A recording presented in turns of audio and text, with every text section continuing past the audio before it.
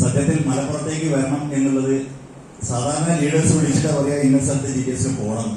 പക്ഷെ ഞാൻ കുറെ ആയിട്ട് ഇവിടുത്തെ ഫോട്ടോ ഇങ്ങനെ കണ്ട് എനിക്ക് ഭയങ്കര ആഗ്രഹമായിരുന്നു മലപ്പുറത്തെ GTS മറ്റൊന്നുമല്ല. ഞാൻ ഒരുപാട് ട്രെയിനിങ് എടുക്കാറുണ്ട്. ട്രെയിനിങ് എടുക്കുമ്പോൾ എപ്പോഴും നമ്മൾ മോട്ടിവേഷൻ കൊടുക്കാറാണ് പതിവ്.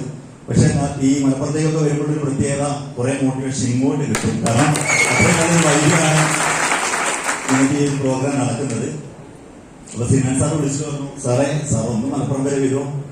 അപ്പൊ എന്നാ ഇന്നത്തെ ദിവസം പറയുമ്പോൾ ഞാൻ അയ്യോ കുറച്ച് തിരക്കുണ്ട്, പക്ഷേ ഞാൻ എന്തായാലും അത് മാറ്റി വെക്കാം, ഞാൻ വരാം എന്നുള്ളൊരു തീരുമാനം എടുത്ത് വന്നതാണ്. എന്തായാലും എന്നോട് പരിചയപ്പെട്ടു. സാറ് പേര് ക്രിയേഷനാണ്.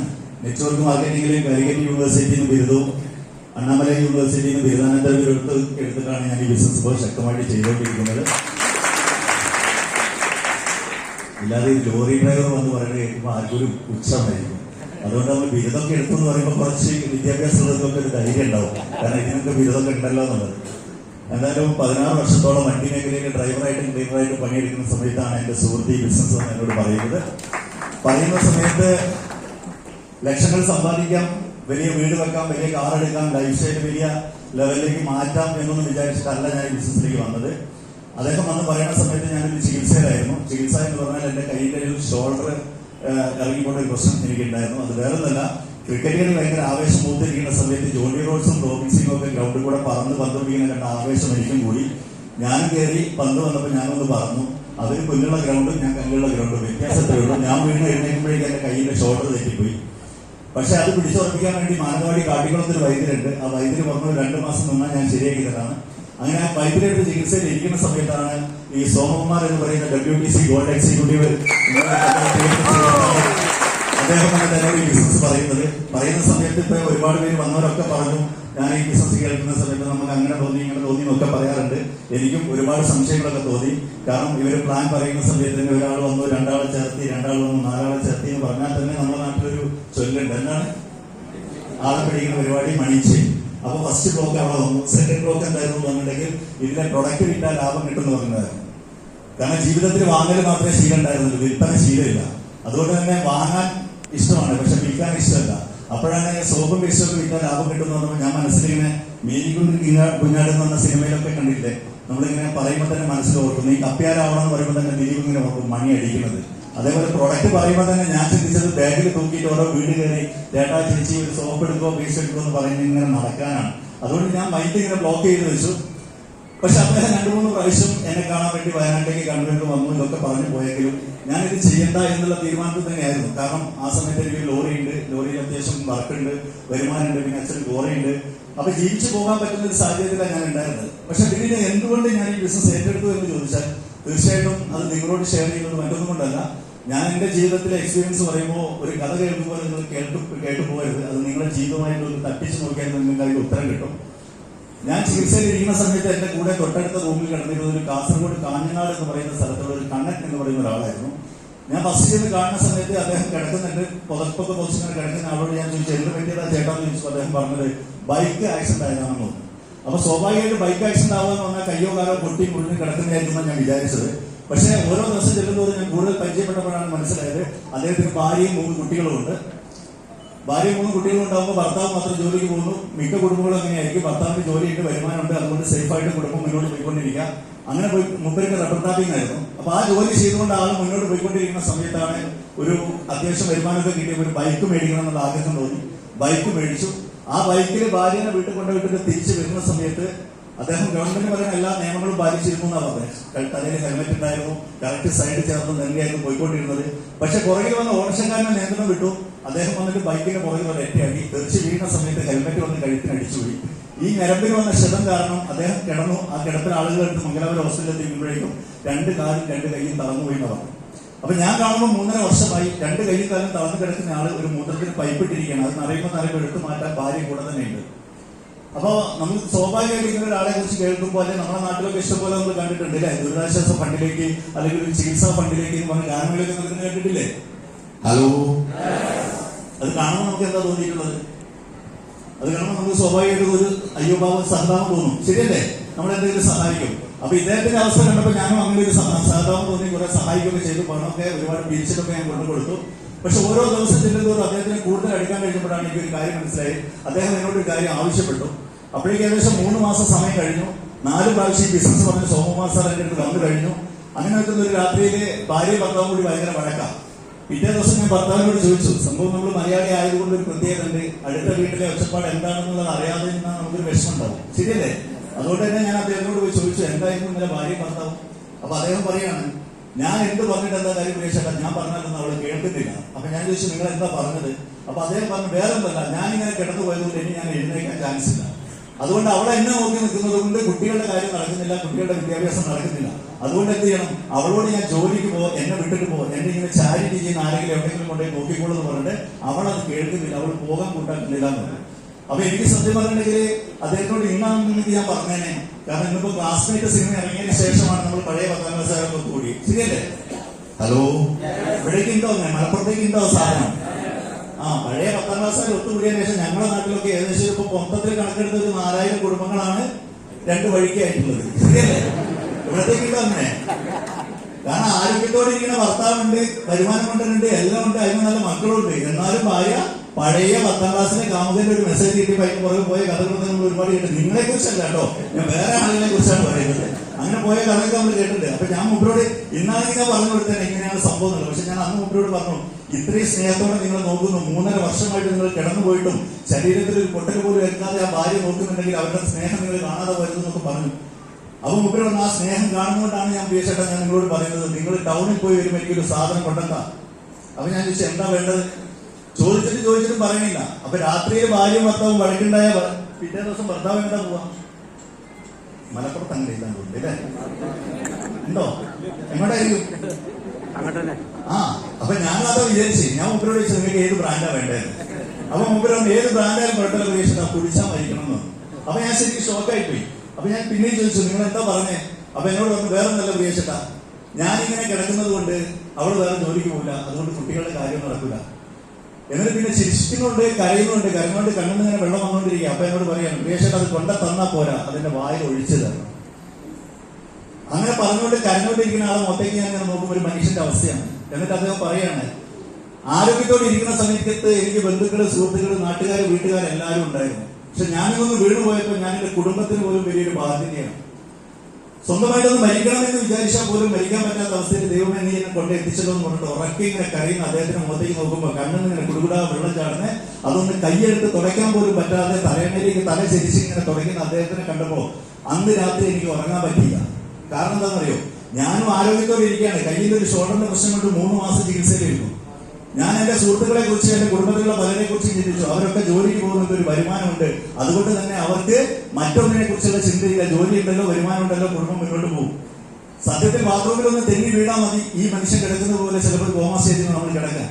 അപ്പൊ ഞാൻ ചിന്തിച്ചു, ഞാൻ കല്യാണം കഴിച്ചിട്ടില്ല ആ സമയത്ത്. എന്റെ അമ്മയാണ് എനിക്കുള്ളത്, അച്ഛൻ മരിച്ചുപോയി. അനിയൻ CRPF-ലാണ്, ചേച്ചി കല്യാണം കഴിച്ചു പോയതാ. അപ്പൊ ഞാൻ വീണ് പോയാൽ എന്റെ അമ്മയ്ക്ക് ഞാനൊരു ബാധ്യതയാകുമല്ലോ ദൈവമേ എന്ന് ഞാൻ ആദ്യമായിട്ടൊന്ന് ചിന്തിച്ചു നോക്കി. ശരിക്കും അമ്മമാർക്ക് കൊണ്ടൊരു ബാധ്യതയാവോ? ഹലോ, ഇവിടെ കുറെ അമ്മമാരുള്ളോട്ട് ചോദിച്ചാണേ, ആവോ? ഇല്ല എന്നാണ് ഞാൻ വിചാരിച്ചത്. പക്ഷെ ഞാൻ ചിന്തിച്ചു നോക്കുമ്പോ ഞാൻ ഇതുപോലെ 2 കയ്യും കാലും അനങ്ങാതെ കിടന്നു പോയാൽ എന്റെ അമ്മ എന്റെ എല്ലാ കാര്യങ്ങളും നോക്കും. പക്ഷെ അമ്മയ്ക്ക് ഇഷ്ടപ്പെട്ട ഒരു കല്യാണം, വീട്ടിൽ കൊണ്ടോ എന്തെങ്കിലും ഒരു ഫംഗ്ഷൻ നടക്കുമ്പോ ബാക്കി കുടുംബങ്ങളൊക്കെ പോകുന്ന സമയത്ത് എന്റെ അമ്മേനെ വിളിക്കും, നിങ്ങൾ വരുന്നില്ലേ എന്ന് ചോദിച്ചു. അപ്പൊ എന്റെ അമ്മ പറയുന്ന ഒരു മറുപടി ഉണ്ട്, ഞാൻ വരുന്നില്ല, ഇവൻ ഇങ്ങനെ കിടക്കുന്നത് കൊണ്ട് എനിക്ക് വരാൻ പറ്റില്ല. അപ്പൊ ഞാൻ എന്റെ അമ്മയ്ക്കും ഒരു ബാധ്യതയാവുമെന്ന് എനിക്ക് മനസ്സിലായി. അപ്പോഴാണ് എനിക്ക് മനസ്സിലായത്, ആരോഗ്യം ദൈവം തന്നിട്ടുണ്ട്. ഈ ആരോഗ്യത്തിൽ നിന്നൊന്ന് വീണുപോയാൽ സ്വന്തം കുടുംബത്തിന് ഒരു ബാധ്യതയായിട്ട് പിന്നെ ജീവിക്കുന്നതിൽ അർത്ഥമില്ല. ഒന്ന് വീണുപോയാൽ നാട്ടിലെ ചെറുപ്പക്കാരും ഈ ഫോട്ടോയും നമ്മുടെ ഫോട്ടോയും ഒട്ടിച്ച് നാട്ടിൽ കൂടെ മുഴുവൻ തെരുവിലൂടെ പിരിവ് നടത്തേണ്ട അവസ്ഥ വന്നാൽ പിന്നെ നമ്മൾ ജീവിച്ചിരുന്നിട്ട് കാര്യമില്ല. അപ്പൊ ആരോഗ്യമുള്ളപ്പോൾ തന്നെ എന്ത് ചെയ്യണം? സമ്പാദിക്കണം. സമ്പാദിച്ചാൽ 2 കാര്യം, ഒന്ന് എന്ത് അസുഖം വന്നാലും നമുക്ക് ചികിത്സ എടുക്കാൻ പറ്റും, ശരിയല്ലേ? ഹലോ, രാഷ്ട്രീയം പറയാന്ന് വിചാരിക്കരുത്. നമ്മളെ മുഖ്യമന്ത്രിനെ കുറിച്ച് കേട്ടത് വെച്ചിട്ട് ചെത്തുകാരന്റെ മകനാണ് ഞാൻ കേട്ടിട്ടുള്ളത്, ശരിയല്ലേ? ആ ചെത്തുകാരന്റെ മകൻ ഒരു സാധാരണക്കാരനായിരുന്നെങ്കിൽ അദ്ദേഹത്തിന് വന്ന അസുഖത്തിന് അദ്ദേഹം കോഴിക്കോട് മെഡിക്കൽ കോളേജിലോ പരിയാരം മെഡിക്കൽ കോളേജിലോ വരെ എത്തുള്ളൂ, ശരിയല്ലേ? പക്ഷെ അദ്ദേഹത്തിന്റെ ചികിത്സയ്ക്ക് എവിടെ പോയി? അമേരിക്ക വരെ എത്തി, ശരിയല്ലേ? അത് പണം ഉള്ളത് കൊണ്ടാണ്. അപ്പൊ നമുക്ക് പണം ഉണ്ടെങ്കിൽ നമുക്ക് എവിടെ വേണമെങ്കിലും ചികിത്സയ്ക്ക് പോകാം, പണം ഉണ്ടെങ്കിൽ. പണം ഇല്ലെങ്കിൽ നമ്മളെ അവസ്ഥ ഇങ്ങനെയാണ്. ഇനി അഥവാ ചികിത്സിച്ച് മാറിയിട്ടില്ലെങ്കിൽ രണ്ടുപേർക്ക് ജോലി കൊടുത്താൽ നമ്മളെ കാര്യം അവര് ജോലി ശമ്പളം മേടിക്കും, നമ്മളെ കാര്യം ചെയ്യും. അപ്പോഴും നമ്മുടെ കുടുംബത്തിന് ഒരു ബാധ്യതയാവില്ല. അന്ന് ഞാൻ തീരുമാനിച്ചു ലക്ഷങ്ങളോ കോടികളോ സമ്പാദിക്കാനല്ല, ഒന്ന് കിടന്നുപോയാൽ സ്വന്തം കുടുംബത്തിന് ഒരു ബാധ്യതയാവരുത് എന്ന് തീരുമാനമെടുത്തുകൊണ്ട് ഞാൻ അന്ന് രാത്രി തന്നെ സോമകുമാർ സാറിനെ വിളിച്ചു. സോമേട്ട, നിങ്ങൾ പറഞ്ഞ ബിസിനസ് എനിക്ക് ഒന്നും കൂടി കേൾക്കണം. ആ ബിസിനസ് ഒന്നും കൂടി കേൾക്കണമെന്ന് പറഞ്ഞപ്പോൾ അദ്ദേഹം പറഞ്ഞു, നാളെ കഴിഞ്ഞ് മറ്റന്നാൾ ഒരു മീറ്റിംഗ് നടക്കുന്നുണ്ട് കൂത്തുപറമ്പ്, നിങ്ങൾക്ക് പറ്റുമെങ്കിൽ വാ, അവിടെ സാക്ഷാൽ MS പ്രസാദ് എന്ന് പറയുന്ന വയനാട്ടുകാരൻ വരുന്നുണ്ട്. ആ MS പ്രസാദ് എന്നുള്ളതൊക്കെ ഞാൻ ആദ്യമായിട്ട് കേൾക്കുക. പക്ഷെ ഞാൻ ആ മീറ്റിംഗിൽ ചെന്ന് കേട്ടു. ആ പുറകിൽ അങ്ങനെ ഇരിക്കുന്ന സമയത്ത് ആകെ 10-20 ആളെ ഞാൻ മീറ്റിംഗിലുള്ളൂ. അദ്ദേഹം അങ്ങനെ കുറെ കാര്യങ്ങളൊക്കെ പറഞ്ഞിട്ട് ചോദിച്ചു, നിങ്ങൾ ജീവിതത്തിൽ സക്സസ് ആവാൻ ആഗ്രഹിക്കുന്നുണ്ടോ? ഞാൻ നിങ്ങളോട് ചോദിച്ചാൽ നിങ്ങൾ കൈവെക്കൂല, ഉറപ്പല്ലേ? സക്സസ് ആവാൻ ആഗ്രഹിക്കുന്നില്ലേ? അപ്പൊ അദ്ദേഹം പറയാണ്, ജീവിതത്തിൽ സക്സസ് ആവണമെങ്കിൽ പണിക്ക് പോകാൻ പാടില്ല. ഹലോ, ഞാൻ നിങ്ങളോട് പറഞ്ഞാൽ ആദ്യമായിട്ട് വന്നവർ എന്ത് ചിന്തിക്കും മനസ്സിൽ? നിങ്ങൾ എന്നെ കുറിച്ച് എന്ത് ചിന്തിക്കും? നിങ്ങൾ എന്ത് ചിന്തിക്കുമെന്ന് എനിക്കറിയില്ല. ഞാൻ ആദ്യമായിട്ട് കേട്ടപ്പോൾ ഞാൻ അദ്ദേഹത്തെ കുറിച്ച് ചിന്തിച്ചത് ഇങ്ങനെയാണ്, ദൈവമേ കോട്ട് സൂട്ട് ഇട്ട് വന്നിട്ട് ഈ പൊട്ടൻ എന്താ ഈ പറയുന്നത്? കാരണം ഓരോ വെച്ച കാലം തൊട്ട് നമ്മൾ കേൾക്കുന്നത് നന്നായി പഠിക്കണം, നന്നായി പഠിച്ചൊരു ജോലി മേടിക്കണം, ജോലി ഉണ്ടെങ്കിലേ ജീവിതത്തിൽ സക്സസ് ആവും എന്നാണ് കേൾക്കുന്നത്. ശരിയാണോ? അപ്പോഴാണ് ഒരാൾ വന്നിട്ട് പറയുന്നത്, നിങ്ങൾ ജീവിതത്തിൽ സക്സസ് ആവണമെങ്കിൽ ജോലിക്ക് പോകാൻ പാടില്ല. ഞാനത് മനസ്സിൽ ചിന്തിച്ചപ്പോൾ മുമ്പേക്ക് മാനത്ത് കാണാനുള്ള കഴിവുള്ളത് കൊണ്ട് മുമ്പ് അപ്പം തന്നെ അടുത്ത മറുപടി വന്നു, നമ്മുടെ നാട്ടിൽ ഏറ്റവും കൂടുതൽ ആളുകൾ പണിയെടുക്കുന്നത് ഏത് മേഖലയാണ്? അപ്പോൾ ഞങ്ങൾ ഇങ്ങനെ ചിന്തിച്ചിരിക്കുമ്പോഴേക്കും മുമ്പിൽ വന്നു, കെട്ടുപണി, പെയിന്റിങ്, പ്ലംബിങ്, വയറിങ്, ടൈൽസിന് പണി, അല്ലേ? നമ്മുടെ നാട്ടിൽ ഏറ്റവും കൂടുതൽ ആളുകൾ പണിയെടുക്കുന്ന ഈ മേഖലയിലല്ലേ? ഈ പണി എടുക്കുന്നവരാണോ രക്ഷപ്പെട്ടത്, ഈ പണി എടുപ്പിക്കുന്ന കോൺട്രാക്ടർ ആണോ എന്നാണ് അടുത്ത ചോദ്യം. ഹലോ, നിങ്ങളുടെ നാട്ടിൽ ആരാ രക്ഷപ്പെട്ടത്? അപ്പൊ ഞാൻ ചിന്തിച്ചു, എന്റെ നാട്ടിലൊരു സുനിയേട്ടനുണ്ട്, 300 പേർക്ക് പണി കൊടുക്കുന്നുണ്ട്. ആ 300 പേരെ വെച്ച് പണിയെടുക്കുന്നുണ്ട്. സുനിയേട്ടൻ 2 നില വീടെടുത്തു, നല്ല കാർ എടുത്തു, മകനെ പുറത്തു വിട്ട് പഠിപ്പിക്കുന്നുണ്ട്. ടൗണിൽ അത്യാവശ്യം കടകളായി, കാര്യങ്ങളായി, സമ്പാദ്യമായി. പക്ഷെ മുമ്പരെ കൂടെ തേപ്പിന് പണിക്ക് പോകണം. എന്റെ വീടിനടുത്തുള്ള സുഭാഷേട്ടൻ സ്വന്തം വീട് ഇതുവരെ തേച്ചിട്ടില്ല. കാരണം മുമ്പരെന്താണ്, മുമ്പ് പണിക്ക് പോകുന്ന ആളാണ്. അപ്പൊ ഇതെല്ലാം കേട്ട് കാര്യങ്ങളൊക്കെ മനസ്സിലായി. പക്ഷെ അപ്പോഴും എന്റെ സംശയങ്ങൾ തീരുന്നുണ്ടായിരുന്നില്ല. ഞാൻ ആ സംശയങ്ങൾ അവരോട് ചോദിച്ചു, ഇത് ആളെ പിടിക്കുന്ന പരിപാടിയല്ലേ, ഇത് മണി ചെയിൻ അല്ലേ? ഹലോ, ഇന്ന് ആദ്യമായിട്ട് വന്നവർക്ക് ആ സംശയം ഇല്ലേ? ഉണ്ടോ? ഉണ്ടെങ്കിൽ ഒന്ന് കൈപോക്ക്. ഇല്ല, കുറച്ച് പേർക്കൊക്കെ സംശയമുണ്ട്. അപ്പൊ ഞാൻ പറയാം, എന്താണ് മണി ചെയിൻ എന്ന് ചോദിച്ചാൽ അന്ന് എനിക്കറിയില്ല. അന്നത്തെ എന്റെ കാഴ്ചപ്പാട്, ഒരാൾ വന്ന് 2 ആളെ ചേർത്ത്, 2 ആൾ 4 ആളെ ചേർത്ത് അപ്പം മണി ചെയിൻ. പക്ഷെ അദ്ദേഹം എനിക്ക് പറഞ്ഞു തന്നു, മണി ചെയിൻ എന്ന് പറഞ്ഞാൽ പണം മാത്രം റൊട്ടേറ്റ് ചെയ്യുന്ന ഒരു സിസ്റ്റത്തിനെ പറയുന്ന പേരാണ് മണി ചെയിൻ. ഇപ്പൊ അടുത്ത കാലത്ത് ഒരു കമ്പനി വന്നിരുന്നു, നമ്മുടെ നാട്ടിലൊക്കെ കുറച്ച് കൂടുതലായിരുന്നു. നിങ്ങൾ 5 ലക്ഷം ഇടൂ, നിങ്ങളെ ഞാൻ റിച്ച് ആക്കി തരാം, നിങ്ങൾക്ക് 5 ലക്ഷം ഇട്ടാ 10 ലക്ഷം തിരിച്ചു തരുന്ന റിച്ച് ആക്കിയിട്ട് ഒരു കമ്പനി ഉണ്ടായിരുന്നു. കേട്ടോ നമ്മള്? അത് 5 ലക്ഷം വാങ്ങി ഇവിടെ ഇട്ട് ഇവിടുന്ന് തിരിച്ച് 5 ലക്ഷം തിരിച്ചു കിട്ടും. അപ്പൊ നിങ്ങൾ അടുത്ത ആളത് വാങ്ങണം, അത് ഇവിടെ ഇട്ട് കൊടുക്കണം. അങ്ങനെ കുറെ ആളും കൂടെ വാങ്ങി അവസാനം ഇപ്പൊ അയാൾ റിച്ച് ആയിട്ട് എവിടെ ഇട്ട്, അല്ലേ? ഇതാണ് മണി ചെയിൻ. പണം മാത്രം റൊട്ടേറ്റ് ചെയ്യുന്നു. നമ്മൾ കൊടുക്കുന്നത് പണം, കമ്പനി തിരിച്ചു തരുന്ന പണം, നമ്മൾ കൂടെയുള്ളവരോട് വാങ്ങിയിടുന്നത് പണം. പക്ഷെ നെറ്റ്വർക്ക് മാർക്കറ്റിംഗ് എന്താണ്, ഡയറക്ട് സെല്ലിംഗ് എന്താണ് എന്നുള്ളത് വളരെ സിമ്പിൾ ആയിട്ട് നിങ്ങൾക്ക് മനസ്സിലാവാൻ ഞാൻ ഒരു കാര്യം പറയാം. നിങ്ങൾ എല്ലാവരും ജോലിക്ക് പോകുന്ന ആളുകളാണോ? ഹലോ, ആണോ? നിങ്ങൾ ആർക്ക് വേണ്ടിയാ ജോലിക്ക് പോണേ? ആർക്ക് വേണ്ടിയാ ജോലിക്ക് പോണേ? ആരും പറയുന്നില്ല. ആർക്ക് വേണ്ടി? കുടുംബത്തിന് വേണ്ടിയാന്നുള്ളവർ എത്ര പേരുണ്ട്? കുടുംബത്തിന് വേണ്ടി ജോലിക്ക് പോകുന്നവര് എല്ലാവരും തന്നെ കൈപൊക്കി മാറ്റി പറയില്ലല്ലോ. ഇല്ല. കുടുംബത്തിന് വേണ്ടി ജോലിക്ക് പോയിട്ട് നിങ്ങൾക്ക് എത്ര ലക്ഷം രൂപ ബാങ്ക് ബാലൻസ് ഉണ്ട്? അതാ സാറേ, മലപ്പുറത്തേക്ക് ബാങ്ക് ബാലൻസ് കോമഡിയാണ്. ഞാൻ നിങ്ങൾ ഇത്രയും വർഷമായിട്ട് ജോലിക്ക് പോയിട്ട് നിങ്ങൾക്ക് എത്ര ലക്ഷം രൂപ ബാങ്ക് ബാലൻസ് ഉണ്ടെന്ന് വെച്ചപ്പോ എല്ലാവരെയും മുഖത്തൊരു ശരിയാണ്. ബാങ്ക് ബാലൻസ് എന്ന് പറഞ്ഞാൽ കോമഡി ആയിട്ട് തോന്നുന്നുണ്ട് സാറേ. ഞാൻ ചോദിച്ച സത്യമല്ലേ? നിങ്ങൾ വർഷങ്ങളായിട്ട്, ഞാൻ 16 വർഷം വണ്ടിയിൽ പണിയെടുത്ത ആള് 10,000 രൂപ ബാങ്ക് ബാലൻസ് ഇല്ല. അന്ന് എന്നോട് ചോദിച്ച ചോദ്യമാണ്, സാറ് നീ 16 വർഷം പണിയെടുത്തിട്ട് 10,000 രൂപ ബാങ്ക് ബാലൻസ് അല്ലെങ്കിൽ എനിക്ക് 20 വർഷത്തോട് ഇതേ പണിയെടുത്തിട്ട് എന്ത് കാര്യം ക്രിയേഷൻ എന്നാണ് എന്നോട് ചോദിച്ചത്. അടുത്ത ചോദ്യം ചെയ്ത്, നീ എടുക്കുന്ന പണിയെടുത്ത് രക്ഷപ്പെട്ട ആരെങ്കിലും കണ്ടിട്ടുണ്ടോ? ഇല്ലെങ്കിൽ പിന്നെ നീ ആ പണിയെടുത്തിട്ട് എന്ത് കാര്യം? അപ്പൊ ഞാൻ നിങ്ങളോട് ചോദിക്കുന്നു, നിങ്ങൾ കുടുംബത്തിന് വേണ്ടി ജോലി ചെയ്യുന്നു, ബാങ്ക് ബാലൻസ് ഇല്ല, അപ്പൊ പിന്നെ നിങ്ങൾ അധ്വാനിച്ച പൈസ എവിടെ പോയി? ഹലോ, നിങ്ങൾ MILC പ്ലാൻ കേൾക്കാനാണ് വന്നത്. പ്ലാനൊക്കെ കേട്ട് പോയി കഴിയുമ്പോൾ നിങ്ങൾ പറയും അതെന്തൊക്കെയോ പറഞ്ഞ് അവിടെ വന്ന് തള്ളി മറക്കലാണ്. മലപ്പുറത്തുനിന്നും കോഴിക്കോടുനിന്നും അല്ലേ വയനാട്ടിൽ നിന്ന് ഒരുത്തം വന്ന് ലാസ്റ്റ് ഓനെന്തൊക്കെയോ കിട്ടിയതൊക്കെ തല്ലി മറിച്ചിട്ട് പോയി എന്ന് പറയും. എനിക്ക് എന്തെങ്കിലും കിട്ടിയത് പറയുന്നതിന് മുമ്പേ നിങ്ങൾക്ക് മനസ്സിലാക്കണം എന്താണ് നമ്മൾ ചെയ്യുന്നത്, യഥാർത്ഥ ചൂഷണത്തിൽ നമ്മൾ എങ്ങനെയാണ് അകപ്പെടുന്നത് ഞാൻ പറഞ്ഞു തരാം.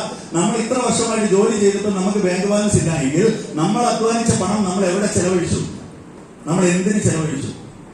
ഹലോ, ബാങ്കിലിട്ടാൽ അത് ബാക്കിയുണ്ടായിരുന്നു, അവിടെ ഇല്ല. അപ്പൊ നമ്മൾ ആവശ്യ സാധനങ്ങൾ മേടിക്കാൻ വേണ്ടി ചെലവഴിച്ചു. നമ്മൾ ഇട്ടിരിക്കുന്ന ഡ്രസ് ആവാം, ഷൂ ആവാം, ബൈക്കാവാം, വീട്ടു സാധനങ്ങളാകാം, മൊബൈൽ ആവാം, TV ആവാം, ശരിയല്ലേ? നമ്മളൊരു TV മേടിക്കുകയാണെങ്കിൽ നമ്മൾ ഫാക്ടറിയിൽ മേടിക്കാറുണ്ടോ? ഇല്ല. നമ്മൾ എവിടുന്ന് മേടിക്കും? തൊട്ടടുത്ത് നന്ദിലത്ത് പോയി മേടിക്കും. നമ്മൾ അധ്വാനിച്ച് ശമ്പളം കിട്ടിയ 10,000 രൂപയ്ക്ക് നന്ദിലത്തുനിന്ന് ഒരു TV മേടിക്കുമ്പോൾ 10,000 അവിടെ കൊടുത്തുവെങ്കിൽ നമ്മൾ ചിന്തിക്കുന്നു നമ്മൾ അധ്വാനിച്ച പൈസ കൊണ്ട് നമ്മളൊരു TV വാങ്ങി സമാധാനം. അതായത് അവിടുന്ന് കടയിൽ നിന്ന് വില പേശിയപ്പോൾ അവരൊരു 500-1000 കുറച്ചു തന്നു. നമ്മൾ പറയും, ഓ ഞാൻ വില പേശിക്കൊണ്ട് 1000 കുറച്ചു തന്നു. ആ 1000 കുറച്ചു തന്നു എന്ന് പറയുമ്പോൾ തന്നെ നമ്മൾ ചിന്തിക്കണം അവനപ്പോ എത്രത്തോളം ലാഭം ഉണ്ടാവും, ശരിയല്ലേ? അപ്പൊ അവനൊരു ലാഭം, അവൻ എത്തിച്ചു കൊടുക്കുന്നവരൊരു ലാഭം, അവരിലേക്ക് എത്തിച്ചു കൊടുക്കുന്ന വേറെ ആൾക്കാരുണ്ട്, അവർക്കൊരു ലാഭം. ഈ ലാഭത്തിനൊക്കെ പുറമെ മോഹൻലാലും മമ്മൂട്ടിയും അമിതാഭ് ബച്ചനും സച്ചിൻ ടെണ്ടുൽക്കറും വന്ന് പരസ്യം കൂടി ചെയ്യുമ്പോ അവർക്കും വേണ്ട ലാഭം. ഹലോ, അപ്പൊ ശരിക്കും പറഞ്ഞാൽ 10,000 കൊടുത്ത് TV മേടിക്കുമ്പോൾ 3,000 രൂപയുടെ TV വീട്ടിൽ കൊണ്ടുപോവുകയും ബാക്കി 7,000 രൂപ നമ്മൾ ഈ ഇടനിലക്കാരെയും പരസ്യക്കാരെയും വീണ്ടും വീണ്ടും കോടീശ്വരനാക്കാൻ കൊടുക്കുന്നുവെങ്കിൽ നിങ്ങൾ പറ, നിങ്ങൾ അധ്വാനിക്കുന്നത് ആർക്ക് വേണ്ടിയാണ്? ഹലോ, കുടുംബത്തിന് വേണ്ടിയാണ് കൈമുക്കി കുറെ ആരോഗ്യവും ഉണ്ടായിരുന്നു ഈ കൂട്ടത്തിൽ. ഇവിടെ തന്നെ അല്ലേ സാറേ കൈമുക്കി? ഞാൻ മറന്നുപോയതാണോ? അല്ല, ഇനി നിങ്ങൾ പറ, സത്യത്തിൽ ആർക്ക് വേണ്ടിയാണ് നമ്മൾ പണിയെടുക്കുന്നത്? ഈ ഇടനിലക്കാർക്കും പരസ്യക്കാർക്കും വീണ്ടും വീണ്ടും കോടീശ്വരനാവാൻ നമ്മൾ അധ്വാനിക്കുന്നു. ഇതൊരു ചൂഷണമാണെന്ന് കണ്ടെത്തിയൊരു നൂതനമായ ടെക്നോളജിയാണ് നെറ്റ്വർക്ക് മാർക്കറ്റിംഗ് അഥവാ എന്താണ് ടെക്നോളജി എന്ന് ചോദിച്ചാൽ, ഒരു ഫാക്ടറിയിൽ നിർമ്മിക്കുന്ന പ്രൊഡക്റ്റ് ഒരു കമ്പനി ഏറ്റെടുക്കുന്നു. അതാണ് ഈ MI ലൈഫ്സ്റ്റൈൽ. ആ കമ്പനി ഏറ്റെടുത്ത് അത് ഉപയോഗിക്കുന്ന ആളുകളുടെ ഒരു ശൃംഖല വഴി അവരുടെ വായ്മൊഴിയുള്ള പരസ്യം ഉപയോഗിച്ച് ആളുകളിലേക്ക് എത്തിക്കുമ്പോൾ ഇവിടെയുള്ള ഇടനിലക്കാർക്കും പരസ്യക്കാർക്കും കൊടുക്കേണ്ട 70% അത് നമ്മുടെ അക്കൗണ്ടിലേക്ക് വരുന്നു. അങ്ങനെയാണ് ആഴ്ചയ്ക്ക് 2,10,000 രൂപയൊക്കെ നമ്മുടെ അക്കൗണ്ടിലേക്ക് വരുന്നത് നിങ്ങൾ മനസ്സിലാക്കണം. അപ്പൊ ആ ചൂഷണത്തിന് നിൽക്കണോ? അതിനേക്കാൾ നമുക്ക് സ്വന്തം വരുമാനം ഉണ്ടാക്കാൻ പറ്റുമോ? MI ലൈഫ്സ്റ്റൈൽ എന്ന് പറഞ്ഞാൽ ഇന്ന് ഇന്ത്യയിലെ ജനങ്ങൾ അഭിമുഖീകരിക്കുന്ന 2 പ്രശ്നങ്ങൾക്കുള്ള പരിഹാരമാണ്, ശാശ്വത പരിഹാരമാണ് MI ലൈഫ്സ്റ്റൈൽ. എന്താണെന്ന് 2 പ്രശ്നങ്ങൾ? ഒന്ന് ആരോഗ്യ പ്രശ്നവും ഒന്ന് സാമ്പത്തിക പ്രശ്നവും, ശരിയല്ലേ? ഹലോ, ഇപ്പൊ ഇവിടുന്ന് അത്ര സാറല്ലേ പറഞ്ഞത് മനഃശക്തിമാൻ ലഭിച്ചിട്ട് എന്തൊക്കെയോ സംഭവമൊക്കെ സാറേ ഇങ്ങനെ പേര് പറഞ്ഞേക്കരുത് കേട്ടാ. സത്യം, മാനസികമായ ഒരു കഥ പറയുമ്പോൾ ഞാനൊരു ജസ്റ്റ് ഒരു കാര്യം പറയാം. ഞാൻ ഈ തുടക്കത്തിൽ ഈ ബിസിനസ്സിനെ തുടങ്ങുന്ന സമയത്ത് നമുക്ക് ഇതിന്റെ പ്രൊഡക്റ്റ് തന്നെ പഠിച്ചു വരുന്ന സമയത്ത്, പഠിക്കുന്നതിന് മുമ്പ് ഭയങ്കര ടെൻഷനായിരുന്നു. പഠിച്ചു വരുമ്പോൾ ഞാൻ ഭയങ്കര ഒന്ന് സംസാരിക്കും. അപ്പൊ ഞാൻ എന്റെ ഒരു സുഹൃത്തിനോട് ഇതിനെ കുറിച്ച് മാനശക്തിമാനെ കുറിച്ച് ഭയങ്കര സംസാരം. ഞാൻ അങ്ങനെ പറഞ്ഞു, എടാ മാനശക്തിമാൻ എന്ന് പറഞ്ഞാൽ കൗണ്ട് കുറഞ്ഞ് കുട്ടികളില്ലാത്ത ആളുകൾക്ക് ഗ്യാരണ്ടിയാണ്, എത്ര വർഷം പഴക്കണ്ടായാലും കുട്ടികൾ ഉണ്ടാവും. അപ്പൊ ഇവരെന്നോട് ഭയങ്കര അത്ഭുതത്തോടെ ആശ്ചര്യത്തോടെ എന്നോട് ചോദിക്കാം, ഉറപ്പാണോ ക്രിയേഷൻ? ഞാൻ പറഞ്ഞു ഉറപ്പാണെന്ന്. എന്നാ ഒരു മിനിറ്റ് പറഞ്ഞിട്ട് അവൻ ഫോൺ എടുത്തിട്ട് അവന്റെ ഒരു സുഹൃത്തിനെ വിളിച്ചു. ആ സുഹൃത്തിന് വർഷങ്ങളായിട്ട് കുട്ടികളില്ലാത്ത ആ സുഹൃത്തിനെ വിളിച്ചു ചോദിച്ചു, എടാ നീ എവിടെയുള്ളത്? അവൻ പറഞ്ഞു ഞാൻ വീട്ടിലുണ്ട്. ഭാര്യയോ? അവളും വീട്ടിലുണ്ട്. അല്ല നീ കുട്ടികളില്ലാത്തതിന് ചികിത്സ എടുത്തിട്ട് വല്ലതും നടന്നോ? അവൻ പറഞ്ഞു അവിടെ തന്നെ പറയുന്നത് എനിക്ക് ഇങ്ങനെ കേട്ട. ഇല്ലടാ 7 വർഷമായി ഇതുവരെ ചികിത്സ എടുത്തിട്ട് ഒന്നും ആയിട്ടില്ല. ആ എന്നാ നീ പേടിക്കണ്ട, ഞാൻ അങ്ങോട്ട് വരുന്നുണ്ട്. സത്യത്തിൽ ഇതൊരു പാവം സത്യസന്ധൻ. കാരണം മറ്റവന്റെ അവസ്ഥ മനസ്സിലാക്കിയിട്ട് അവൻ സഹായിക്കാൻ തീരുമാനിച്ചതാണ്. പക്ഷെ എന്താ സംഭവിച്ചെന്നറിയോ? പറഞ്ഞപ്പോ ഒന്ന് അങ്ങോട്ടും ഇങ്ങോട്ടും ഒന്ന് മാറിപ്പോയി. കുട്ടികളില്ലാത്ത ഭാര്യയും ഭർത്താവും വീട്ടിലിരുന്ന് സങ്കടപ്പെട്ടു അവനോട് പറയാം, നീ ടെൻഷൻ അടിക്കണ്ട, ഞാൻ വരുന്നുണ്ട്. അതിന് അർത്ഥം എവിടെ പോയി എന്നുള്ളത് ചിന്തിച്ചോക്കെ. അപ്പൊ പ്രൊഡക്റ്റ് ഒക്കെ പറയുമ്പോൾ പഠിച്ചിട്ടൊക്കെ പറയണം. അത് അങ്ങനെയാണ് ഞാൻ അതിൽ വന്നതിന് ശേഷമുള്ള കാര്യമാണ് പറയുന്നത് കേട്ടോ. അപ്പൊ അതിന്റെ കൂടെ ഞാൻ പറയാം. അപ്പൊ ഒന്നാമത്തത് നെറ്റ്വർക്ക് മാർക്കറ്റിംഗ് എന്താണെന്ന് മനസ്സിലായി. രണ്ടാമത്തെ കാര്യം ഞാൻ അവരോട് ചോദിച്ചു, എന്തുകൊണ്ടാണ് കൂടുതൽ കമ്പനികൾ, കൂടുതൽ ആളുകൾ പരാജയപ്പെട്ടവരെയാണല്ലോ കാണുന്നത്, വിജയിച്ചവരെക്കാൾ കൂടുതൽ പരാജയപ്പെട്ടവരെ കാണുന്നു. അപ്പൊ ഇതിനെന്തോ ഒരു പ്രശ്നമില്ലേ? അപ്പൊ അവർ പറഞ്ഞത് എന്താണെന്ന് പറഞ്ഞാൽ, ഒന്ന് കമ്പനി ഏതാണെന്ന് തെരഞ്ഞെടുക്കുന്നതിൽ തെറ്റിപ്പോകുന്നു. നല്ല പ്രൊഡക്റ്റ് ആണോ, നല്ല വരുമാനമുണ്ടോ, ഇതൊക്കെ തെരഞ്ഞെടുക്കുന്നതിൽ തെറ്റിപ്പോകുന്നു. നമുക്ക് അതിന്റെ ഏറ്റവും വലിയ ഭാഗ്യവന്മാര് നമ്മളാണ്. കാരണം ഇന്ന് ഇന്ത്യയിലെ നമ്പർ 1 കമ്പനി ഏതാണെന്ന് ചോദിച്ചാൽ അത് MI ലൈഫ്സ്റ്റൈൽ. അത് എന്തുകൊണ്ട് ചോദിച്ചാൽ MI ലൈഫ്സ്റ്റൈൽ എനിക്ക് ശമ്പളം വന്നിട്ട് ഷൂട്ടോട്ട് പറഞ്ഞു വിട്ടത് കൊണ്ടല്ല. ഇന്ന് ഇന്ത്യൻ ഗവൺമെന്റ് മുന്നോട്ട് വെച്ചിട്ടുള്ള ഒരു ആശയമാണ്, ഹലോ, സ്കിൽ ഇന്ത്യ പദ്ധതി. കേട്ടിട്ടുണ്ടോ? ആ സ്കിൽ ഇന്ത്യ പദ്ധതിയുമായിട്ട് ഒരു പ്രൈവറ്റ് കമ്പനി ആകെ ടൈപ്പ് ആയിട്ടുള്ളൂ. അത് ഇന്ത്യയിൽ ഒരേ ഒരു കമ്പനിയാണ്, അത് MI ലൈഫ്സ്റ്റൈൽ. അപ്പൊ കമ്പനി മാനേജ്മെന്റ് ആണ് അതിന്റെ ഏറ്റവും പ്രൗഡ്. കാരണം എന്താണെന്നറിയോ? ഞാൻ നേരത്തെ പറഞ്ഞ റിച്ചാമൻ വന്നവരൊക്കെ നമ്മൾ ജയിലിൽ കിടക്കുമ്പോഴാണ് നിങ്ങൾ കമ്പനി ഫോം ചെയ്യുന്നത്. ഇപ്പൊ അങ്ങനെ കുറെ കമ്പനികൾ പിന്നെയും വന്നിട്ടുണ്ട്. അതിൽ പലരും ചിലർ പറയുന്നുണ്ട് കൈച്ചേരിന്റെ അസുഖം മാറും, കിടക്കേ കിടന്ന അസുഖം മാറും. ഇപ്പൊ നമ്മുടെ നാട്ടിൽ കൂടെ നടക്കുന്നുണ്ട്, ശരിയല്ലേ? ഞാൻ അവരോട് റിക്വസ്റ്റ് ചെയ്യാണ്. കാരണം ഈ മെഡിക്കൽ കോളേജൊക്കെ വെറുതെ കെട്ടി ഗവൺമെന്റ് പൈസ കളയുന്ന നേരം നിങ്ങൾ എല്ലാ വീട്ടിലും ഒരു കൈച്ചേനും ഒരു കിടക്കയും വെച്ച് കൊടുത്താൽ ഈ അസുഖമൊക്കെ മാറി. പിന്നെ നമ്മൾ വേറെ എന്തെങ്കിലും ചെയ്യേണ്ട സാധനം ഉണ്ടോ സാറേ? ഇല്ല. അപ്പൊ ഇങ്ങനെ ഒരുപാട് കമ്പനികൾ വന്നിട്ട് നമ്മളോട് പറയോ നമ്മളാണ് ബെസ്റ്റ്. അങ്ങനെ ഞാൻ ഏകദേശം 10 വർഷമായി ബിസിനസ്സിൽ വന്നിട്ട് 10 വർഷവും കോമ്പറ്റേറ്റർ ആയിട്ട് പലരും വന്നിട്ട് വന്ന് ഞങ്ങളാന്ന് പറഞ്ഞിരുന്നു. പക്ഷെ ഇന്നും ഒരു കമ്പനിയെ പോലും വേറെ കാണാനില്ല കോമ്പറ്റ് ചെയ്യാൻ. കാരണം ഇതിനെ കോമ്പറ്റ് ചെയ്യണമെങ്കിൽ ഇതിന്റെ പ്രൊഡക്റ്റിനെ മറികടക്കാൻ പറ്റണം. ഇതിന്റെ പ്രൊഡക്റ്റിനെ മറികടക്കണമെങ്കിൽ ഡോക്ടർ DV അനന്തനാരായണന് പകരമായിട്ട് ഒരുത്തൻ ഇന്ത്യയിൽ ജനിച്ചു വളരണം. അങ്ങനെ വളർന്നെങ്കിൽ മാത്രമേ ഇന്ത്യയിൽ ഈ പ്രൊഡക്റ്റിനെ മറികടക്കാൻ പറ്റുള്ളൂ. കാരണം എന്താ പറയുമോ, കഴിഞ്ഞ കോവിഡ് സമയത്താണ് ഒരുപക്ഷെ നമ്മളിൽ കൂടുതൽ ആളുകളും വെൽനെസിനെ കുറിച്ച് കേൾക്കുന്നത്. ശരിയല്ലേ? വെൽനെസ് പ്രൊഡക്റ്റിനെ കുറിച്ച് കേൾക്കുന്നത് കഴിഞ്ഞ കോവിഡ് വന്നപ്പോഴാണ്. ആ കോവിഡ് വന്നപ്പോൾ നമ്മുടെ പ്രധാനമന്ത്രി, മുഖ്യമന്ത്രി, ആരോഗ്യമന്ത്രിയും ടിവിയിൽ വന്ന് പറഞ്ഞുകൊണ്ട് പോയത് ഒറ്റ കാര്യമേ ഉള്ളൂ: നിങ്ങൾ വെൽനെസ് പ്രൊഡക്റ്റ് കഴിക്കൂ, നിങ്ങൾ ആരോഗ്യം വർദ്ധിപ്പിക്കൂ, നിങ്ങൾ പ്രതിരോധശേഷി തീർക്കൂ. ശരിയല്ലേ? അപ്പൊ പ്രധാനമന്ത്രി പറഞ്ഞ ഒരു കാര്യം കൂടി ഉണ്ട്. അദ്ദേഹം പറഞ്ഞതിൽ എനിക്ക് ഭയങ്കര അഭിമാനം തോന്നുന്ന ഒരു കാര്യം ഞാൻ പറയുന്നത്. കാരണം അദ്ദേഹം പറഞ്ഞു, പ്രതിരോധശേഷി തീർക്കാൻ വേണ്ടി ആയുഷ്ട്രീമി സർട്ടിഫിക്കറ്റുള്ള ലേഹ്യങ്ങൾ കഴിക്കൂ. അത് നിങ്ങൾ കഴിക്കൂ, നിങ്ങളുടെ കുടുംബത്തിന് കൊടുക്കൂ. ആ കുടുംബത്തിന് കൊടുത്തതിന് ശേഷം നിങ്ങൾ നിങ്ങളുടെ നാട്ടിലെ അയൽവാസികൾക്കും ബാക്കി ബന്ധുമിത്രാദികൾക്കും കൊടുക്കൂ. സത്യത്തിൽ ആ സമയത്ത് ഈ ടിവിയിൽ ഇത് കണ്ട കുറെ ആളുകൾ കോട്ടക്കൽ ഔഷധി നാഗാർജുന കണ്ടക്കുളത്തി സകല കടയിൽ കയറി ഇറങ്ങി. അവരോടൊക്കെ ചോദിച്ചു ആയുഷ്ട്രീമി സർട്ടിഫിക്കറ്റുള്ള ലേഹ്യം വേണം. അപ്പൊ അവരൊക്കെ പറഞ്ഞു ഞങ്ങൾ ചട്ടി വെച്ചിട്ടേ ഉള്ളൂ, അത് ഇന്ത്യയിൽ ഒരേ ഒരു കമ്പനിയുടെ കയ്യിലേ ഉള്ളൂ. ആ ആയുഷ്ട്രീമി സർട്ടിഫിക്കറ്റുള്ള ലേഹ്യം അത് MILCയുടെ കയ്യിൽ മാത്രമേ ഉള്ളൂ. അതിന്റെ കാരണം മറ്റൊന്നുമല്ല, ദീർഘവീക്ഷണം എന്ന് പറയുന്നത് അതാണ്. വരുന്ന ആളുകളിൽ നമ്മുടെ നാട്ടിൽ മെഡിക്കൽ കോളേജുകളും ലാബുകളും കെട്ടി ഗവൺമെന്റ് അവരുടെ അച്ചീവ്മെന്റ് പറയുമ്പോ നമ്മളെ കമ്പനി, നമ്മുടെ MD ദീർഘവീക്ഷണത്തോടെ കണ്ടത് അസുഖം വരാതിരിക്കാനുള്ള വെൽനെസ് പ്രൊഡക്റ്റുകളാണ് ഇനി വരുന്ന സമൂഹത്തിന് ആവശ്യമെന്ന് കണ്ടുകൊണ്ടാണ് നമ്മൾ പ്രൊഡക്റ്റ് മുന്നോട്ട് വെച്ചിരിക്കുന്നത്. അപ്പൊ കമ്പനി മാനേജ്മെന്റ് അവർക്ക് എന്തെങ്കിലും ഒരു വരുമാനം കിട്ടാൻ വേണ്ടി തുടങ്ങിയതല്ല. നിങ്ങൾ മനസ്സിലാക്കുക. തുടങ്ങിയ കാലം തൊട്ട് അവർ പറയുന്നത് വേൾഡിൽ നമ്പർ 1 ആകും. അത് വെറുതെ പറയുന്നതല്ല. അന്ന് പറഞ്ഞിരുന്നത് ഇന്ത്യയിൽ നമ്പർ 1 ആണ്. ഇപ്പൊ 4-5 വർഷമായിട്ട് നമ്മളെ കോമ്പറ്റ് ചെയ്യാൻ പോലും ഒരു കമ്പനി വന്നിട്ടില്ല. ഇന്ത്യയിലെ നമ്പർ 1 ആണ്. അടുത്തത് വരാൻ പോകുന്നത് വേൾഡ് നമ്പർ 1. എന്തുകൊണ്ട് വേൾഡ് നമ്പർ 1 ആകണം എന്നുള്ളത് പ്രവീൺ സാർ പറയുന്ന ഒരു വാക്കുണ്ട്. നമ്മുടെ നാട്ടിലെ യുവാക്കൾ ഏറ്റവും കൂടുതൽ വിദ്യാഭ്യാസം കഴിഞ്ഞിട്ട് വിദേശ രാജ്യത്ത് അറബിയുടെയോ സാഹിത്യക്കോ കീഴിൽ പോയി പണിയെടുത്ത് കിട്ടുന്നത് കൊണ്ട് നാട്ടിലേക്ക് അയക്കുകയാണ് ചെയ്യുന്നത്. അത് മാറണം. MILCയിൽ ദുബായിൽ സ്റ്റാർട്ട് ചെയ്താൽ, MILCയിൽ ഖത്തറിൽ സ്റ്റാർട്ട് ചെയ്താൽ, MILCയിൽ ഒമാനിൽ സ്റ്റാർട്ട് ചെയ്താൽ അവിടെ നിന്ന് അറബി 1 ലക്ഷത്തിന്റെ സാധനം മേടിക്കുമ്പോ വയനാട്ടിൽ ഇരിക്കുന്ന പ്രിയേഷിന്റെ മലപ്പുറത്ത് ഇരിക്കുന്ന നിങ്ങളെ അങ്ങോട്ട് പൈസ വരുന്നെങ്കിൽ പിന്നെ പാസ്പോർട്ട് എടുത്തുകൊണ്ട് ഗൾഫിലേക്ക് കാരണം. അപ്പൊ അത് വേൾഡിൽ നമ്പർ 1 ആകുമ്പോൾ കിട്ടാൻ പോകുന്ന ഗുണങ്ങൾ നിങ്ങൾ മനസ്സിലാക്കണം. നമ്മളെപ്പോലുള്ള സാധാരണക്കാരന്റെ കയ്യിൽ, അല്ലാണ്ട് അംബാനിയുടെ കയ്യിലും അദാനിയുടെ കയ്യിലും കോടികൾ ഉണ്ടായതുകൊണ്ട് രാജ്യം വികസിക്കില്ല. നമ്മുടെ കയ്യിലേക്ക്, അക്കൗണ്ടിലേക്ക് വരുമാനം വരണം. ഞാനിപ്പോ ഏകദേശം ഒരു മാസത്തിൽ 1 ലക്ഷത്തിനും 1.5 ലക്ഷത്തിനും മുകളിൽ GST ഗവൺമെന്റിന് അടയ്ക്കുന്ന ഒരു വ്യക്തിയാണ്. എന്നാൽ 750 രൂപയ്ക്ക് പണിയെടുത്തോണ്ടിരുന്ന ഞാനാണ് ഇന്ന് 1.5 ലക്ഷം 2 ലക്ഷം ഗവൺമെന്റിന് GST അടയ്ക്കുന്നതെങ്കിൽ ഞാനിപ്പോ നോക്കിക്കാണുന്ന നിങ്ങൾ എല്ലാവരും ഇതുപോലെ നാളെ GST അടയ്ക്കുന്ന കണ്ടീഷനിലേക്ക് വരുമ്പോ ഒരു രാജ്യം വികസിക്കാൻ നമ്മളെല്ലാവരും ഒറ്റക്കെട്ടായി നിന്നാൽ പോലെ. ഹലോ, ഞാൻ ഈ ബിസിനസ് തുടങ്ങുമ്പോൾ ഈ 2-3 കാര്യങ്ങൾ സംശയങ്ങൾ മാറി. അതിനുശേഷം ഞാൻ നേരെ പോയത് കണ്ണൂരിലേക്കാണ്. കണ്ണൂരിലാണ് ബിസിനസ് ആദ്യം എടുത്തത്. പോകുമ്പോ എന്നെ അമ്മ പറഞ്ഞു, മോനെ കണ്ണൂരിലേക്കാണ് നീ പോണത്, ശ്രദ്ധിക്കണേ. നിങ്ങൾ കേട്ടിട്ടില്ലേ കണ്ണൂരിനെ കുറിച്ച്? ഒന്ന് പറഞ്ഞ് രണ്ടാമത്തെ കയ്യും തലയൊക്കെ വെട്ടിക്കളയുന്ന ആൾക്കാർ. പക്ഷെ ഭയങ്കര സ്നേഹമുള്ളവരാണെങ്കിൽ കണ്ണൂരുകാർ അറിയപ്പെടേണ്ടെങ്കിൽ നാളെ പിന്നെ ഇങ്ങനെ കണ്ണൂരുകാരൻ പോലും പോകുമ്പോൾ. അതുകൊണ്ട് ഞാൻ എടുത്തു പറയാൻ നല്ല സ്നേഹമുള്ള ആളുകളാണ്. പക്ഷെ അമ്മയോട് ഞാൻ ഒരൊറ്റ കാര്യം പറഞ്ഞിട്ടുള്ളൂ. അമ്മ ടിവിയിലൂടെ കണ്ട ഒരു കാര്യമുണ്ട്. കോൺഗ്രസ്സുകാരനും മാർക്സിസ്റ്റുകാരനും BJP-കാരനും തമ്മിൽ തല്ലുന്നതും ബോംബെറിയുന്നതേ അമ്മ കണ്ടിട്ടുള്ളൂ. പക്ഷെ ഒരു പ്ലേറ്റിൽ കഴിച്ച് ഒരു പായയിൽ കിടന്നുറങ്ങുന്നത് കാണണമെങ്കിൽ അമ്മ MILCയിലേക്ക് വാ. അത് MILCയിൽ മാത്രമേ കാണാൻ പറ്റുള്ളൂ. കാരണം എന്താണെന്നറിയോ, ഞാൻ അമ്പലത്തിൽ പോകുന്ന ഒരാളാണ്. എല്ലാ പ്രാവശ്യം അമ്പലത്തിൽ പോകുമ്പോൾ ഇത്രയും കൊല്ലം ഞാൻ പ്രാർത്ഥിച്ച ദൈവമേ എന്റെ കടവും കാര്യങ്ങളൊക്കെ തീർക്കണേ, എനിക്ക് രക്ഷപ്പെടാൻ എന്റെ അവസരം തരണേന്നാണ്. മൈലേശ്വരി കിട്ടിയതിന് ശേഷം മുഴുവൻ ഞാൻ പോയി പ്രാർത്ഥിക്കുന്നത് എന്താണെന്നറിയോ, ദൈവമേ ബിജോഷ് മാത്യുവിന് നല്ലത് വരുത്തണേ, ദൈവമേ ബഷീറിന് നല്ലത് വരുത്തണേ. കാരണം ബിജോഷ് മാത്യുവിന്റെ ഒരു ഓർഗനൈസേഷൻ, ബഷീറാണ് 2ാമത്തെ ഓർഗനൈസേഷൻ. ഒരു ഹിന്ദുവായ ഞാൻ പോയിട്ട് ഒരു ക്രിസ്ത്യാനിക്ക് വേണ്ടി, ഒരു മുസ്ലിമിന് വേണ്ടി ആത്മാർത്ഥമായിട്ട് പ്രാർത്ഥിക്കുന്നുണ്ടെങ്കിൽ ആ ആത്മാർത്ഥമായിട്ട് പ്രാർത്ഥിക്കാൻ പറ്റുന്ന ഒരേ ഒരു സ്ഥലമാണ് അത് MILCയിൽ. നമ്മൾ വരുമാനം ഉണ്ടാക്കുക മാത്രമല്ല, ഇന്ന് 100 കണക്കിന് ആളുകളുടെ കുടുംബങ്ങളിലേക്ക് വരുമാനം എത്തിച്ചു കൊടുക്കുക മാത്രമല്ല, 30-ൽ കൂടുതൽ ആളുകൾക്ക് ആഴ്ചയ്ക്ക് 2,10,000 വരുമാനം മേടിച്ചു കൊടുത്തുകൊണ്ടാണ് ഞാൻ ഇന്ന് 2,10,000 വരുമാനം മേടിക്കുന്നത്. ആദ്യമായിട്ടൊരു കാറ് മേടിക്കുന്ന സമയത്ത് എന്റെ വലിയച്ഛന്റെ മോൻ എന്നോട് പറഞ്ഞിട്ടുണ്ട്, സെക്കൻഡ് ഹാൻഡ് എടുത്തോ, കൊക്കിലൊന്നുന്നത് കൊത്തിയാൽ മതിയെന്ന്, പുതിയത് എടുക്കാൻ തന്നപ്പോൾ ഒരു I-20 എടുക്കാൻ നേരത്ത്. അന്ന് ഏട്ടനോട് ഞാൻ തിരിച്ചു പറഞ്ഞ മറുപടി ഇത്രേ ഉള്ളൂ, മൂപ്പര് 1.5 ലക്ഷം സാലറി മേടിക്കുന്ന ഒരു കമ്പനിയിൽ ജോലി ചെയ്യുന്നതാണ്. മൂപ്പര കയ്യിൽ വിസിന്റെ സെക്കൻഡ് ഹാൻഡാണ്. അപ്പൊ എനിക്കുള്ള മോട്ടിവേഷൻ ആയിരുന്നു സെക്കൻഡ് ഹാൻഡ് എടുത്താൽ മതി.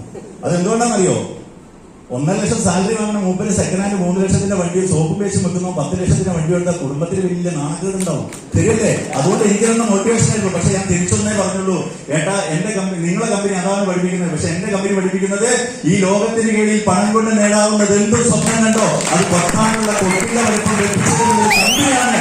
അത് ഞങ്ങളുടെ അതെനിക്ക് അഹങ്കാരങ്ങളാണ്. ഞാൻ ആദ്യം വാങ്ങി i20 വാങ്ങിയപ്പോ ഏട്ട റേറ്റ്സ് വിട്ടിട്ട് ക്രെറ്റ മേടിച്ചു. അപ്പൊ കുടുംബത്തിൽ എല്ലാവരും പറഞ്ഞു ക്രെറ്റ അടിപൊളി വണ്ടി, i20നേക്കാൾ വലുതാണ്. അപ്പൊ പിന്നെ നമ്മൾ മോശമാക്കാൻ പറ്റുമോ? നമ്മൾ മലേഷ്യയിലല്ലേ ചെയ്യുന്നത്, ആഴ്ചക്ക് 2 മേടിക്കാൻ നമ്മളെങ്ങനെ മോശമാക്കാം? ഞാൻ മേടിച്ചു ജീപ്പ് കോമസ്. പിന്നെ ഞാൻ ജീപ്പ് കോമസിലാണ് ഇത് സഞ്ചരിച്ചുകൊണ്ടിരിക്കുന്നത്. ജീപ്പ് കോമസ് ഇറക്കി കഴിഞ്ഞപ്പോൾ മൂപ്പര് എന്ത് ചെയ്തു, ക്രെറ്റ മാറ്റിയിട്ട് ഫോർച്യൂണർ ടെസ്റ്റ് ഡ്രൈവ് എടുക്കാൻ വേണ്ടിയിട്ട് കമ്മിങ് സൂൺ മേടിച്ചു. ഞാൻ വേറൊന്നും ചെയ്തില്ല. ഇപ്പോ റൂബിക്കോൺ എന്ന് പറയുന്ന ജീപ്പ് കോമസിന്റെ 85-90 ലക്ഷം രൂപ വില വരുന്ന ഒരു വണ്ടി ഇപ്പൊ ഏകദേശം ടെസ്റ്റ് ഡ്രൈവ് ഒക്കെ കഴിഞ്ഞ് ബുക്ക് ചെയ്ത് വെച്ചിരിക്കുകയാണ്. അടുത്ത വർഷം ഞാൻ ഇതേപോലെ വരുമ്പോൾ ആ ഒരു വണ്ടിയിൽ വരുള്ളൂ. അപ്പോൾ ആ സേവനം മനസ്സിലായി. മത്സരിക്കാം പലരോടും, പക്ഷേ MILC ചെയ്യുന്നവരോട് നേരിട്ട് മുട്ടാൻ മനസ്സിലാകുന്നതാണ്. കാരണം എന്താണെന്നറിയോ, എന്റെ i20 എടുക്കുമ്പോഴൊക്കെ വളരെ ദയനീയമായിട്ട് കുറച്ച് പൈസ കൊടുത്ത് ബാക്കി അളവിട്ടാണ് ഞാൻ വണ്ടി എടുത്ത് HDFC കുറച്ച് ലോണുണ്ട്. HDFCക്കാരെ വീട്ടിൽ വന്ന് ഫോട്ടോ ഒക്കെ എടുത്തിട്ട് വീടിന്റെ ഫോട്ടോ ഒക്കെ എടുത്തിട്ട് പോയി വണ്ടി ഇറക്കി 2 മാസം 3 മാസമായി. അമ്മേനെ എപ്പോ വണ്ടി കയറ്റിയാലും അമ്മ പുറകിലേ ഇരിക്കുള്ളൂ. അമ്മയോട് മുന്നിൽ ഇരിക്കുന്നു പറയുമ്പോൾ അമ്മ പറയും വേണ്ട മോനെ ഞാൻ പുറകിൽ ഇരുന്നോളാം. ഇരിക്കാൻ മുന്നിൽ ഇല്ല, പുറകിലേ ഇരിക്കുള്ളൂ. എന്താണെന്നുള്ളത് പിന്നെ അന്വേഷിച്ചപ്പോഴാണ് പറയുന്നത്, ഗമയിൽ മുന്നിൽ നിന്ന് പോയിട്ട് കാര്യമില്ല, 2 മാസം കഴിയുമ്പോൾ ഇത് പിടിച്ചിട്ട് പോകുന്നതാണ് എല്ലാവരും പറയുന്നത്. പിടിച്ചു പോയാൽ പിന്നെ ഒരു നാണക്കേടാവില്ലേന്ന്. അപ്പൊ ഞാൻ അമ്മയോട് പറഞ്ഞു, അമ്മേന്റെ മകൻ MILC-യിലാണ് ചെയ്യുന്നത്, അതുകൊണ്ട് ഈ വണ്ടി വെച്ചുകൊണ്ട് ഞാൻ അടുത്ത വണ്ടി മേടിക്കുന്നു. അപ്പൊ അമ്മ എന്നോട് പറയാ, നീ ഇത് വെച്ചിട്ട് അടുത്തത് മേടിച്ചില്ലെങ്കിലും വേണ്ടിയില്ല മോനെ, ഇത് പിടിച്ചിട്ട് പോകാണ്ട് നോക്കിയാൽ മതി. എന്റെ അമ്മയ്ക്ക് എന്നോടുള്ള ഒരു വിശ്വാസം, അമ്മേനോടുള്ള വാക്ക് പാലിച്ചു. ഇപ്പൊ ജീപ്പ് കോമ്പസും i20 ആയി. ഇനി അടുത്ത വണ്ടി കൂടി ബുക്ക് ചെയ്ത് വെച്ചിട്ടുണ്ട്. അപ്പൊ ഞാൻ നിങ്ങളോട് പറയുന്നത്, ഞാൻ 1-2 വണ്ടി എടുത്തതിനെ കുറിച്ചല്ല. എന്റെ നാട്ടിൽ 750 രൂപ കൂലിക്ക് വണ്ടിയിൽ പണിയെടുത്ത സമയത്ത് സ്വന്തം നാട്ടിലെ ഒരു കടയിൽ നിന്ന് പോലും ഒരു മീൻ പോലും, 1 കിലോ മീൻ പോലും കടം തരാത്ത നാട്ടുകാരായിരുന്നു.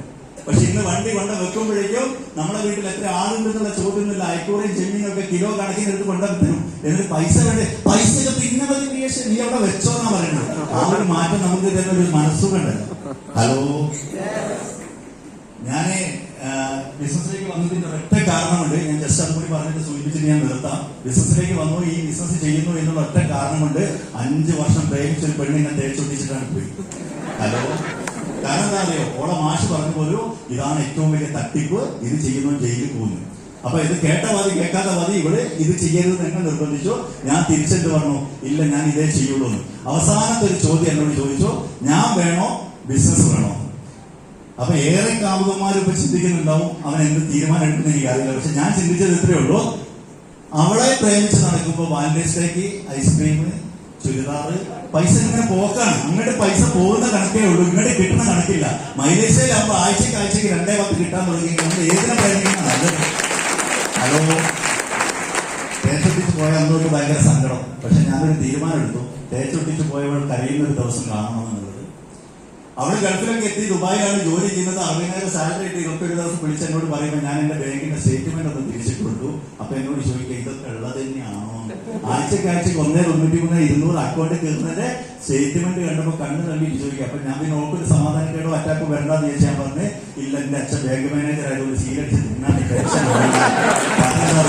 അപ്പൊ നമുക്ക് അവളെ ആ ചോദ്യത്തിൽ കിട്ടുന്ന ഒരു മനസ്സുകൊണ്ട്.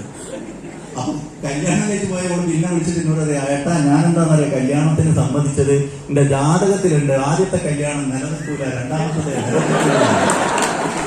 അപ്പൊ അന്ന് ഞാൻ കല്യാണം കഴിച്ചിട്ടില്ല. അപ്പൊ എനിക്ക് സംഭവം മനസ്സിലായി, ആളെ വാല് കുട്ടുന്നത് എന്തിനാണ് മനസ്സിലാവും. അതുവരെ ഗുഡ് മോർണിംഗ് കഴിച്ച ആള് പിന്നെ ചോദിക്കാൻ തുടങ്ങി, ചായ കുടിച്ചോ, ചോറ് തിന്നോ, പിന്നെ വിശേഷങ്ങളായി, ബിസിനസ് എങ്ങനെയുണ്ട്, മീറ്റിംഗ് ഇല്ലേ, വരുമാനമൊക്കെ എങ്ങനെയുണ്ട്, ഇതൊക്കെ ചോദിക്കാൻ തുടങ്ങിയപ്പോ ഞാൻ പറഞ്ഞു, എടി ഇല്ല അമ്മ ജാതകം നോക്കിയിട്ട് ജാതകത്തിൽ 2ാം കെട്ടുകാരിയല്ല 1ാം കെട്ടുകാരിനെ കെട്ടാനുള്ള യോഗമാണ്. സത്യത്തിൽ അത് പറയുമ്പോൾ കിട്ടിയ മനസ്സുകൊണ്ടേ ആഴ്ചക്ക് 2-10 കിട്ടുമ്പോഴും ഒരു മനസ്സുകൊണ്ട് കിട്ടുന്നില്ല. പക്ഷെ ഈ ഒരു ഒട്ടിപ്പിന് തിരിച്ചു കൊടുത്തൊരു ഒട്ടിപ്പിന് കിട്ടിയൊരു സന്തോഷം അത് പറഞ്ഞറിയിക്കാൻ. നിങ്ങളോട് പറയാനുള്ളത്, നിങ്ങളെ ജീവിതത്തിൽ നിങ്ങൾ എവിടെയൊക്കെ പണമില്ലാത്തതിന്റെ പേരിൽ തലകുടിച്ചിട്ടുണ്ടോ? ഉണ്ടോ? നിങ്ങൾ സിമ്പിൾ ചിന്തിച്ചു നോക്ക്. മീൻകടയിൽ പോയിട്ട് നിങ്ങളുടെ അവസ്ഥ ചിന്തിച്ചു നോക്ക്. മീൻ മാർക്കറ്റിലേക്ക് സഞ്ചി പിടിച്ചങ്ങോട്ട് ചെല്ലുന്ന സമയത്ത് എന്തൊരു ഗമയാ. ചെന്നിട്ട് മീൻകാരനോട് ഒരു ചോദ്യമുണ്ട്, അയക്കൂറെന്താ വില? അപ്പൊ അയാൾ പറയും 450 എന്ന് പറയും. ചെമ്മീനോ 350,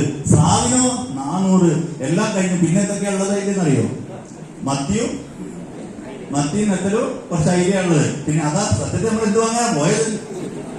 നമ്മൾ വാങ്ങാൻ പോയത് മത്തിയാണ്. പക്ഷെ ഗമയ്ക്ക് ചോദിച്ചു പോയി അടുത്തവർ കേൾക്കുകയും ചെയ്തു. അപ്പൊ നമ്മളെ ഗമ കുറയ്ക്കാൻ പറ്റുമല്ലോ. അതുകൊണ്ട് നമ്മൾ ഒരൊറ്റ ഡയലോഗ് അടിക്കും, അല്ലെങ്കിൽ വേണ്ട, ഇന്നലെയും വീട്ടിൽ ചിക്കൻ ആയിരുന്നു, അതുകൊണ്ട് ഒരു അരക്കിലോ മത്തി മതി.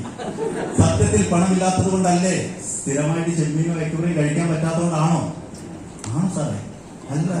തുണിക്കടയിലൊക്കെ ഞാനിങ്ങനെ പോകുമ്പോൾ ഞാൻ ഇടയ്ക്ക് ഇങ്ങനെ ശ്രദ്ധിച്ച് കുറച്ചേരം ഇങ്ങനെ നോക്കിക്കും. അവിടുത്തെ സെയിൽസിലുള്ള പെണ്ണുങ്ങളെ നോക്കിയല്ല കേട്ടോ, സെയിൽസിലെ പെണ്ണുങ്ങളെ നോക്കിക്കല്ല, സെയിൽസിൽ നിൽക്കുന്നവരിങ്ങനെ ഓരോ സംഭവങ്ങൾ ചെയ്യുന്നത് കാണും. ഓരോ പെണ്ണുങ്ങൾ ഇങ്ങോട്ട് വന്നിട്ട് ഒരു സാരി എടുക്കും. അപ്പൊ ഒരു സാരി അവരിങ്ങോട്ട് എടുത്തിട്ട് കൊടുക്കും. നല്ല അടിപൊളി സാരി ആയിരിക്കും. അപ്പൊ ആ സെയിൽസിലെ പെണ്ണ് കാണാതെ ഈ സാധനം ഒന്ന് മറച്ചു. ഏത് സാധനം?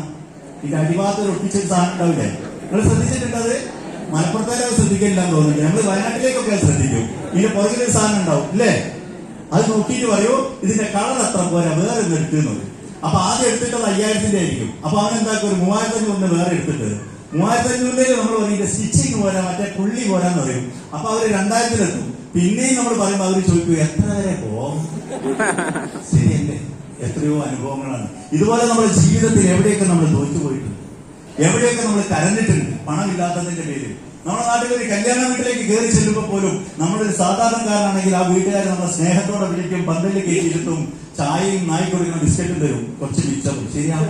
എന്നിട്ട് അവർ പറയും, നീ ഇപ്പോഴാണോ വരുന്നത്? കാര്യങ്ങളൊക്കെ പറഞ്ഞിട്ട് പറയും, എടാ നമ്മൾ ആ കൈ കഴുകാൻ വെക്കുന്ന സാധനത്തിന് ഒരു ഉള്ളി കുത്തനെ നീ മറ്റേ വരെ കൂട്ടിയിട്ട് അവന് ചെയ്യണം എന്ന് പറയും. പക്ഷെ നമ്മളെക്കാൾ പ്രായം കുറഞ്ഞു വരുത്താൻ കുറച്ച് കോടീശ്വരനാണ്, കുറച്ച് പണം ഉണ്ടെങ്കിൽ അവൻ ആ വീട്ടിലേക്ക് വരുമ്പോ അവൻ ഈ നായി കൊടുക്കുന്ന ബിസ്ക്കറ്റ് അല്ല, അവനകത്ത് കയറ്റി നല്ല കേക്കും ചായയും അവന്റെ വിശേഷങ്ങൾ അന്വേഷിക്കുന്നത് കാണുമ്പോ തന്നെ നമുക്കൊരു ടെൻഷനാ. ഉണ്ടായിട്ടുണ്ടോ അങ്ങനെ? ഹലോ, ഇതിനൊക്കെ കാരണം ഒന്നേ ഉള്ളൂ. ജീവിതത്തെ 80-90% പ്രശ്നങ്ങൾക്കും ഒറ്റ കാരണമാണ്, അത് പണമാണ്. ബാക്കി 20% നമ്മളെ കയ്യിലിരിപ്പുകൊണ്ടാണ്. അത് കയ്യിലിരിപ്പ് മാറ്റിയാലേ മാറും, മറ്റൊരു പണം ഉണ്ടെങ്കിലേ മാറും. അപ്പൊ അത് ഉണ്ടാക്കാനുള്ള ഏക മാർഗം എന്താണെന്ന് ചോദിച്ചാൽ, നമുക്ക് കിട്ടിയ ഒരു അവസരം, ഏതൊരാളുടെയും വർക്കിന്റെയും മൾട്ടിപ്ലിക്കേഷൻ നടക്കുമ്പോഴാണ് കൂടുതൽ വരുമാനം ഉണ്ടാകുന്നത്. ധിരുഭായ് അംബാനി, മുകേഷ് അംബാനി 5 ലക്ഷത്തോളം തൊഴിലാളികൾക്ക് 8 മണിക്കൂർ പണി കൊടുത്തപ്പോൾ 40 ലക്ഷം മണിക്കൂർ ഉണ്ടാക്കി. അതുകൊണ്ട് അവർ ഇന്ന് ഇന്ത്യയിലെ നമ്പർ 1 കോടീശ്വരനാണ്. കോടികൾ ഉണ്ടാക്കിയവർ മുഴുവൻ ഇതുപോലെ പണം ഉണ്ടാക്കി. കാരണം കൂടുതൽ ആളുകളുടെ വർക്കിംഗ് ടൈം എടുത്തു. അത് മനസ്സിലാക്കി ഞാനും ബിസിനസ് സ്റ്റാർട്ട് ചെയ്തു. വയനാട്ടിൽ നിന്ന് തുടങ്ങി ഇന്ന് ഇന്ത്യയിൽ മുഴുവനായിട്ട് ഏകദേശം 60,000-ൽ കൂടുതൽ ആളുകൾ ഡിസ്ട്രിബ്യൂട്ടേഴ്സ് ആയിട്ട് എനിക്ക് മാറിയപ്പോ അതിൽ ഓരോ ആളുകളും ചെയ്യുന്ന ബിസിനസിന്റെ ടേൺ ഓവറിന്റെ പെർസെന്റേജ് വരുമാനം എനിക്ക് വരുന്നു. ആ വരുമാനം കൊണ്ടാണ് ഇന്ന് നിങ്ങളുടെ മുമ്പിൽ നിന്ന് എനിക്ക് ഇങ്ങനെ സംസാരിക്കാനുള്ള അവസരം പോലും കിട്ടിയത്. ഹലോ, നിങ്ങൾ ജീവിതത്തിൽ ആഗ്രഹിക്കുന്നുണ്ടോ? സക്സസ് ആവണമെന്ന് ആഗ്രഹിക്കുന്നുണ്ടോ? അങ്ങനെയെങ്കിൽ കിട്ടിയ അവസരം നിങ്ങൾ മുതലെടുക്കണം. ഈ അവസരം കിട്ടിയിട്ടും ദൈവത്തിനോട് പോയിട്ട് പിന്നെയും പ്രാർത്ഥിക്കുക, ദൈവമേ നീ എന്റെ കഷ്ടപ്പാട് കാണുന്നില്ലേ? നാം പാതി ദൈവം പാതിന്നാ. ദൈവം ചെയ്യേണ്ട പകുതി ചെയ്തു. നമുക്ക് കാണാനുള്ള കഴിവ്, കേൾക്കാനുള്ള കഴിവ്, ചിന്തിക്കാനുള്ള കഴിവ്, സംസാരിക്കാനുള്ള കഴിവ്, നടക്കാനുള്ള കഴിവ് എല്ലാം തന്നു. ബാക്കി പകുതി ആര് ചെയ്യണം? നമ്മൾ ചെയ്യണം. എന്നിട്ട് അവസരം കിട്ടിയിട്ട് പിന്നെയും പ്രാർത്ഥിച്ചാല്, പണ്ട് കല്യാണം കഴിഞ്ഞൊരു ഹണിമൂണിന് പോയൊരു കഥ ഞാൻ പറയാറുണ്ടായിരുന്നു. ഹണിമൂണിന് ഭാര്യ ഭർത്താവ് കല്യാണം കഴിഞ്ഞ 2ാമത്തെ ദിവസം ഹണിമൂണ് പോവാണ്. നിങ്ങൾ പോയിട്ടുണ്ടോ? ഹലോ, നിങ്ങൾ ചിന്തിച്ച് കുറെ പോണ്ട. നിങ്ങളുടെ കല്യാണം കഴിഞ്ഞതിന്റെ 2ാമത്തെ ദിവസത്തിലെ നിങ്ങളുടെ ഒരു സംഭവം ഉണ്ടല്ലോ അല്ലെ? ബൈക്കിലൊക്കെ പോകുകയാണെന്നുണ്ടെങ്കിൽ ഭർത്താവ് ഓടിക്കുന്നു, പുറകിലിരിക്കുന്ന ഭാര്യ ഒരു പിടുത്തം പിടിക്കും, ശ്വാസം മുട്ടിച്ച് കൊല്ലുമ്പോഴായിരിക്കും വിളിച്ചിട്ടുണ്ടാവും. ശരിയല്ലേ? ഇങ്ങനെയൊക്കെയാണ് ഏറെക്കുറെ ആളുകളുടെ സഞ്ചാരം. അങ്ങനെ ഇരിക്കുന്ന സമയത്ത് ഒരു ഭാര്യ ഭർത്താവും കൂടി ഹണിമൂൺ കാശ്മീരിലേക്ക് പോകാൻ തീരുമാനിച്ചു. പക്ഷെ ട്രെയിനിനാണ് പോകുന്നത്. ഹലോ, ട്രെയിനിന് പോകുമ്പോൾ ട്രെയിനിൽ നിങ്ങൾക്ക് അറിയാം, അപ്പുറം ഇപ്പുറയാണ് സീറ്റ്. ഇവിടെ ഇരിക്കണവനും അപ്പുറം ഇരിക്കണവും മുഖാമുഖം നോക്കി ഇങ്ങനെ ഇരിക്കുകയാണ് ഭാര്യയും ഭർത്താവും. അപ്പുറം ഇപ്പുറം വേറെ ആൾക്കാരും ഉണ്ട്. അപ്പൊ കല്യാണം കഴിഞ്ഞിട്ട് 2 ദിവസമേ ആയിട്ടുള്ളൂ എന്ന് പറയുമ്പോൾ നമുക്കറിയാം, ഹലോ, അവരുടെ ആഗ്രഹങ്ങൾ. ശരിയല്ലേ? ഒരു മിനിറ്റ്, ഒരു സെക്കൻഡ് കറണ്ട് പോയപ്പോ നിങ്ങളുടെ ഉള്ളിലേക്ക് പഴയ ഓർമ്മ വന്നോ? ഹലോ. അപ്പൊ ട്രെയിൻ ഇങ്ങനെ പോയിക്കൊണ്ടിരിക്കണോ, ഇതിങ്ങനെ കുലുങ്ങിക്കൊണ്ടിരിക്കണോ, കുലുങ്ങി ഇങ്ങനെ പോയിക്കൊണ്ടിരിക്കുന്ന സമയത്ത് പെട്ടെന്ന് ഒരു ഗുഹയിലൂടെ വണ്ടി അങ്ങ് കയറിയപ്പോ പെട്ടെന്ന് ഇതേപോലെ ഒരു ഇരുട്ട് വന്നു. ഇരുട്ട് വന്നപ്പോ ഭർത്താവിന്റെ ഉള്ളിലെ കാമുകൻ ഉണർന്നു. മുമ്പിൽ പെട്ടെന്ന് ഒരു ആഗ്രഹം തോന്നി, മുമ്പിലിരിക്കുന്ന ഭാര്യയ്ക്ക് ഒരു ഉമ്മ കൊടുക്കണം. ഒരു തെറ്റാണോ? അവര് കല്യാണം വെച്ച് അനുകൊണ്ട് പോകല്ലേ, അത് കൊടുക്കുന്നത് തെറ്റാണോ? ഹലോ, മലപ്പുറത്തേക്ക് അത് തെറ്റാണോ? അല്ല. ഭർത്താവ് ഇങ്ങനെ എഴുന്നേറ്റ് വരുമ്പോഴേക്കും ഗുഹയിൽ വണ്ടി പുറത്തിയാടി വെളിച്ചം വന്നു. ഭർത്താവ് നിരാശയോടെ അവിടെ തന്നെ ഇരുന്നു. കുറെ ദൂരം ചെന്നപ്പോ വീണ്ടും ഗുഹ, വീണ്ടും ഇതേ അവസ്ഥ.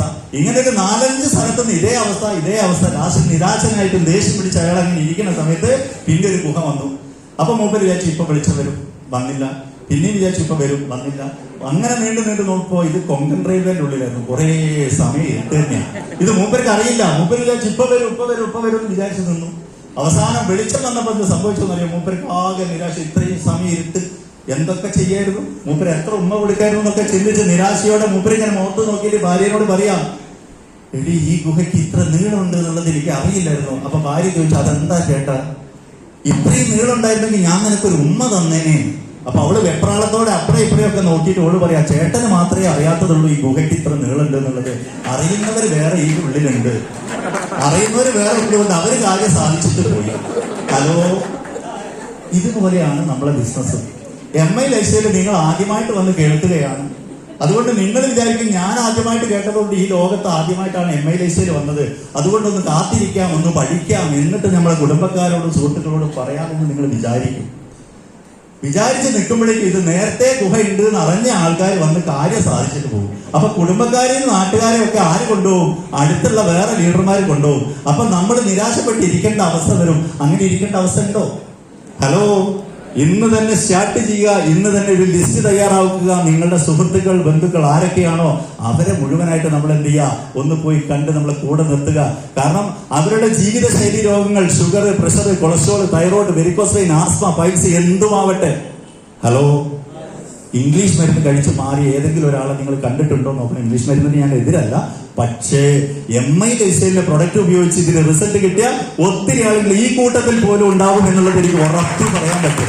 അപ്പൊ അങ്ങനെയുള്ള ആളുകളിലേക്ക് ഈ പ്രൊഡക്റ്റ് എത്തിച്ചു കൊടുക്കാൻ നമ്മളൊരു കാരണമായാൽ, അതിലൂടെ നമുക്ക് വലിയ വരുമാനം ഉണ്ടാക്കാൻ പറ്റിയാൽ, നാളെ വർക്കിംഗ് ടൈം നമുക്ക് മൾട്ടിപ്ലിക്കേഷൻ നടത്താം. നമ്മൾ ആഗ്രഹിക്കുന്നതിനനുസരിച്ചുള്ള ഒരു ജീവിതം നമുക്ക് കൊണ്ടുപോകാം. ഇവിടെ ലീഡേഴ്സ് എക്സ്പീരിയൻസ് പറയുമ്പോൾ പറഞ്ഞൊരു കാര്യമുണ്ട്, പാസീവ് ഇൻകം ലഭിക്കും. അതുകൊണ്ടാണല്ലോ എല്ലാവരും ഗവൺമെന്റ് ജോലി ഇഷ്ടപ്പെടുന്നതല്ലേ?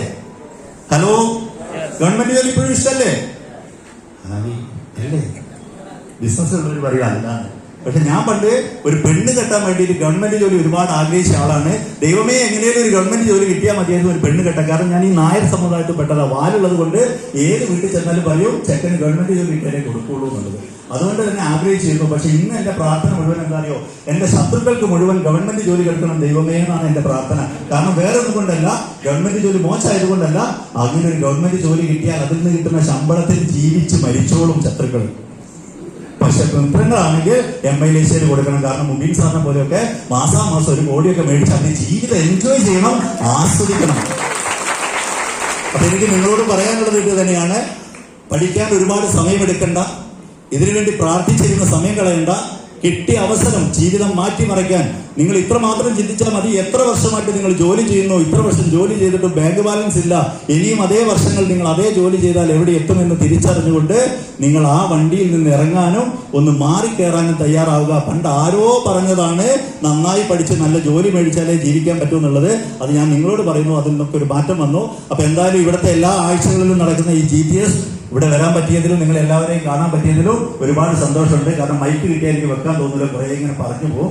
ഞാൻ പറഞ്ഞാൽ ഇന്നും നാളെ ഒക്കെ ഇരിക്കും. അതുകൊണ്ട് നിങ്ങൾക്കും ബോറടിക്കും. പിന്നെ ഞാൻ ലാസ്റ്റ് നിങ്ങൾ എന്നെ തല്ലി ഓടിക്കും. അതിൽ നല്ലത് ഇനി അടുത്ത പ്രാവശ്യം കാണുമ്പോൾ ബാക്കി കാര്യങ്ങളൊക്കെ പറയാം. എന്തായാലും ഇന്ന് ആദ്യമായിട്ട് വന്നവരോട് എനിക്ക് പറയാനുള്ളത്, നിങ്ങളുടെ ഉള്ളിലുള്ള സംശയങ്ങൾ നിങ്ങളെ ഇങ്ങോട്ട് വിളിച്ചു വരുത്തിയ ലീഡേഴ്സ്, നിങ്ങളെ ബന്ധുവാവാം, സുഹൃത്താവാം, അവർ വിളിച്ചപ്പോൾ നിങ്ങൾ ഇവിടെ എത്തുന്നത് വരെ നിങ്ങൾ അവരെ കുറിച്ച് മനസ്സിൽ ചിന്തിച്ചത് എന്താണെന്ന് ഞാൻ പറയാം. ഈ കാലമാടൻ എന്നെ വിടുന്നില്ലല്ലോ, ഈ പണ്ടാരം നമ്മളെ വിട്ടു പോവില്ല, നമ്മളെ കൊണ്ടേ പോകും എന്നൊക്കെ ചിന്തിച്ചിട്ടായിരിക്കും ഇവിടെ വന്നിട്ടുണ്ടാവുക. പക്ഷെ ഞാൻ ഒന്നും നിങ്ങൾക്ക് ഉറപ്പു തരാം, ഈ ബിസിനസ് ഞങ്ങൾക്ക് മനസ്സിലായതുപോലെ നിങ്ങൾക്ക് മനസ്സിലായാൽ നാളെ നിങ്ങൾ ദൈവത്തിന്റെ ഫോട്ടോ വെക്കുന്ന കൂട്ടത്തിൽ നിങ്ങൾ ഇന്ന് ഈ ബിസിനസ്സിലേക്ക് കൈപിടിച്ചു കൊണ്ടുവന്നവരുടെ ഫോട്ടോയിൽ നിങ്ങൾ വെച്ചിരിക്കും.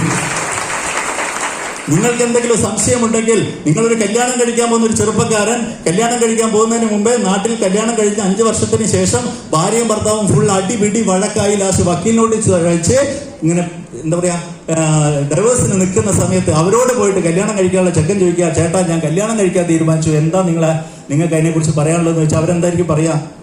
ഡൈവേഴ്സായി നിൽക്കുന്നവൻ ഒന്നേ പറയുള്ളൂ, പൊന്നു മോനെ ഞാനോ പെട്ട്, നീ വേണ്ട പോയി പെടണ്ടെന്ന് പറയും. ശരിയല്ലേ? ഈ ബിസിനസ്സും അങ്ങനെയാണ്. നാട്ടിൽ പരാജയപ്പെട്ടവരുടെ എണ്ണം കൂടുതലാണ്. ആ പരാജയപ്പെട്ടവരോട് നിങ്ങൾ ഇതിനെക്കുറിച്ച് ചോദിച്ചാൽ അവർ പരാജയപ്പെടാനുള്ള മന്ത്രം നിങ്ങളെ ചെവിയിൽ പറഞ്ഞു തരും. നിങ്ങളുടെ ജീവിതം പരാജയപ്പെടും. കാരണം നിങ്ങൾക്ക് കയ്യിൽ കിട്ടിയ അവസരം നിങ്ങളെ കുടുംബത്തിന്, നിങ്ങളെ കുട്ടികൾക്ക്, നാളെ വരും തലമുറയ്ക്ക് മുഴുവനായിട്ട് കൊടുക്കാൻ പറ്റിയൊരു അവസരമാണ്. അത് ഏതെങ്കിലും ഒരാളുടെ വാക്ക് കേട്ട് കളയരുത്. എന്തെങ്കിലും നിങ്ങൾക്ക് സംശയമുണ്ടെങ്കിൽ ഇവിടെ വിജയിച്ച ലീഡേഴ്സിനോട് ചോദിക്കുക. ആ വിജയിച്ചവർ പറഞ്ഞു തരും എങ്ങനെ വിജയിക്കണമെന്ന്. അതുകൊണ്ട് എന്തായാലും ഇന്നത്തെ ഒരു ദിവസം ഈ ഒരു പ്രോഗ്രാം, ഈ ഒരു GTS വളരെ മനോഹരമായിട്ട് ഏതൊരു സാധാരണക്കാരനും മനസ്സിലാകുന്ന രീതിയിൽ ഇന്ന് വേൾഡിൽ തന്നെ നമ്പർ 1 ആയിക്കൊണ്ടിരിക്കുന്ന MILSന്റെ പ്ലാൻ ചെറിയ സമയം കൊണ്ട് നമുക്ക് പരിചയപ്പെടുത്തിയ ഉണ്ണികൃഷ്ണൻ സാർ അല്ലെ, STC റാങ്കിൽ അല്ലെ, ഉണ്ണികൃഷ്ണൻ സാറിന് ഞാൻ എന്റെ പേരിലോ നമ്മളുടെ MILSന്റെ പേരിലുള്ള നന്ദി, നമ്മളെല്ലാവരുടെയും പേരിലുള്ള നന്ദി ഈ അവസരത്തിൽ അറിയിക്കുകയാണ്. അതേപോലെ തന്നെ നമ്മളെ ഈ പ്രോഗ്രാം ഒരു ചെറുപ്പക്കാരനോട് എവിടെ പോയി പേരെന്നോട് പറഞ്ഞിരുന്നു, കടിച്ചാൽ പൊട്ടാത്തൊരു പേരാ. ഞാൻ അപ്പോഴേ പറഞ്ഞിട്ടുണ്ട്, ഞാൻ മറക്കും, ഞാൻ ഒന്നുകൂടി ചോദിക്കുന്നു പറഞ്ഞിട്ടുണ്ട്. നിങ്ങൾക്ക് മനസ്സിലായില്ലേ? എന്തായാലും അൽസം സാറിന് ഈ ഒരു പ്രോഗ്രാം മുഴുനീളം കൈകാര്യം ചെയ്യാന്ന് പറഞ്ഞാൽ ഇത്രയും ആളുകളുടെ അങ്ങോട്ട് നോക്കുമ്പോൾ നിങ്ങളൊക്കെ ഉണ്ടക്കണ്ണ് വീഴ്ചയുള്ള നോട്ടം കാണുമ്പോൾ തന്നെ നമ്മളെ കൈയും കാലും വിറയ്ക്കും. പക്ഷെ ഒരു വിറയും ഇല്ലാതെ ഇത്രയും നേരം നിങ്ങൾ എല്ലാവരെയും കൈകാര്യം ചെയ്യുന്ന സാറിന് ഞാൻ എന്റെ പേരിലും നിങ്ങൾ ഓരോരുത്തരുടെ പേരിലും കമ്പനിയുടെ പേരിലുള്ള നന്ദി അറിയിക്കുന്നു. അതിനേക്കാൾ ഉപരിയായിട്ട് ഇന്നത്തെ ഒരു ദിവസം എല്ലാ തിരക്കുകളും മാറ്റിവെച്ച് ബന്ധുവിന്റെയോ സുഹൃത്തിന്റെയോ ക്ഷണം സ്വീകരിച്ച് ഇന്ന് ഇവിടേക്ക് എത്തിയിട്ടുള്ള ഞങ്ങളുടെ പുതിയ മാന്യമായ എല്ലാ ഗസ്റ്റുകൾക്കും അതുപോലെ ഡിസ്ട്രിബ്യൂട്ടേഴ്സിനും എല്ലാ ലീഡേഴ്സ്